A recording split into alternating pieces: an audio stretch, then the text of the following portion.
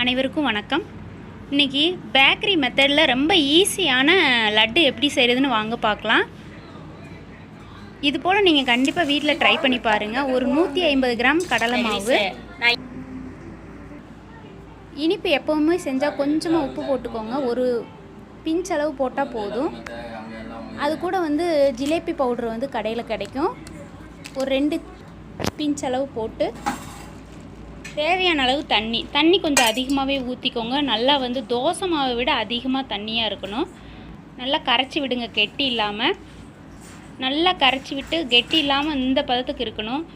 மாவு தண்ணியாக இப்படி இருக்கணுங்க. இதுதான் பக்குவம். இப்போ நல்லா மொத்தமாக இருக்கிற பாத்திரத்தை அடுப்பில் வச்சுட்டு தேவையான அளவு எண்ணெய் ஊற்றிக்கோங்க. எண்ணெய் நல்லா காஞ்சதும் நல்லா சூடாயிடுச்சான்னு லைட்டாக செக் பண்ணுறதுக்கு கொஞ்சமாக போட்டு பாருங்கள். இந்த சூடாயிடுச்சு. இப்போ நம்ம கரைச்சி வச்சுருக்கிறத வீட்டில் ஓட்டைக்கரண்டி இருந்தால் அதே போதும். அதிலே வச்சு நம்ம இந்த மாதிரி ஊற்றிக்கலாம்.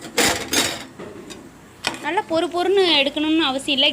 கெட்டியாக வந்தாலும் ஒன்றும் பிரச்சனை இல்லை.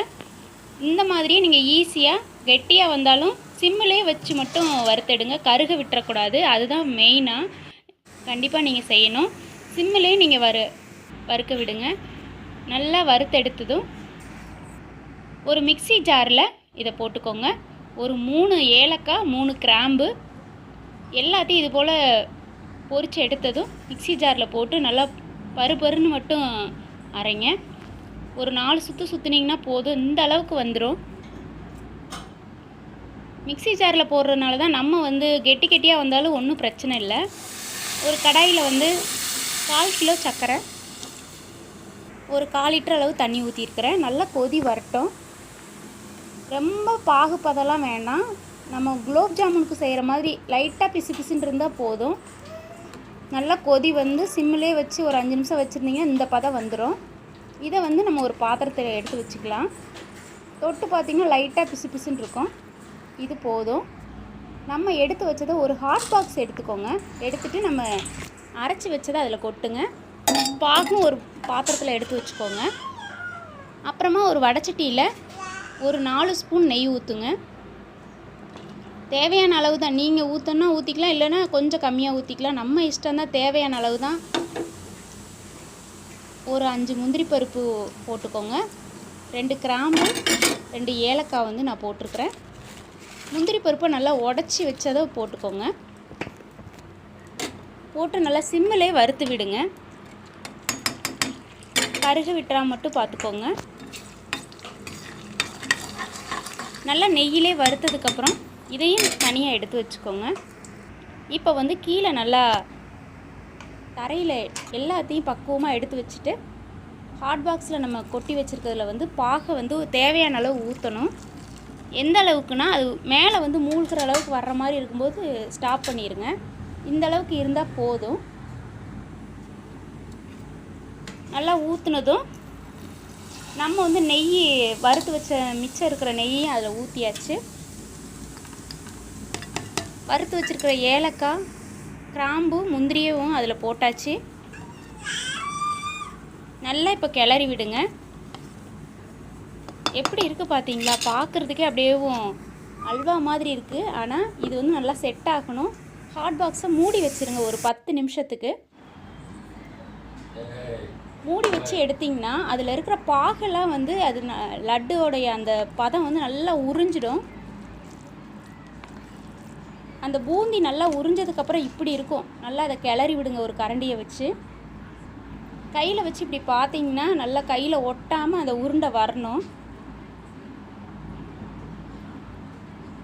அவ்வளோதாங்க, லட்டு ரெடி ஆயிடுச்சு. ரொம்ப சிம்பிளாக வீட்டில் ஈஸியாக செஞ்சிடலாம். இதுக்கு லட்டு ரொம்ப பொடுசாக போடணும் அப்படிலாம் கிடையவே கிடையாது. ரொம்ப கெட்டியாகவே நம்ம போட்டுட்டு சிம்மிலே மட்டும் நல்லா வறுத்து எடுத்துட்டு மிக்ஸி ஜாரில் போட்டு பொறுன்னு அரைச்சாலே ஈஸியாக கடையில் பேக்கரியில் கிடைக்கிற லட்டு செம்மையாக டேஸ்ட்டாக இருக்குங்க. கண்டிப்பாக இதை நீங்கள் வீட்டில் ட்ரை பண்ணி பாருங்கள். ஏன்னா நாங்கள் ஏற்கனவே ஒரு வாட்டி செஞ்சு வீட்டில் எல்லோரும் மறுபடியும் கேட்டதுனால இந்த மெத்தடில் நான் செஞ்சு பார்த்துக்கோங்க. எவ்வளோ சாஃப்ட்டு பார்த்தீங்களா? லட்டு அப்படியே சாஃப்டாக இருக்கும். இதே இது நீங்கள் நாளைக்கு சாப்பிட்டிங்கன்னா இன்னும் கொஞ்சம் இருகலாக இருக்கும். நினச்ச அளவுக்குலாம் இருக்கலாம் இருக்காதுங்க. அப்போவுமே சாஃப்டாக தான் இருக்கும். லட்டு வந்து கடையில் வாங்கி சாப்பிட்ற மாதிரி இருகலாக இருக்காது. நல்லா சாஃப்டாக அந்த ஜூஸ்லாம் அப்படியே நம்மளுக்கு சாப்பிடும்போதே தெரியும். ஏன்னா நம்ம ஏலக்காவும் கிராம்பும் வந்து நம்ம மிக்ஸி ஜாரில் போட்டு அடித்ததுனால அந்த ஃப்ளேவர் நல்லா இருக்கும்.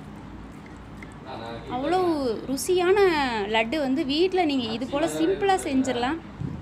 கண்டிப்பாக இதை நீங்கள் ட்ரை பண்ணி பாருங்கள். செஞ்சு பார்த்துட்டு நீங்கள் இதை எப்படி இருக்குன்னு கீழே கமெண்டில் சொல்லுங்கள். நான் வெறும் 150 கிராம் தாங்க போட்டிருக்கிறேன்.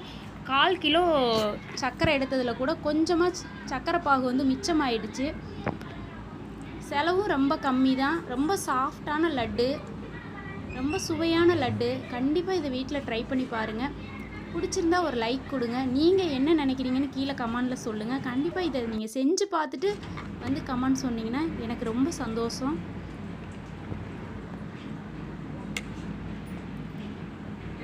எவ்வளோ சாஃப்டாக இருக்குன்னு பாருங்கள். நான் இது 2வது டைம் செய்கிறேன். 2வது டைமும் ரொம்ப செமையாக வந்திருந்தது.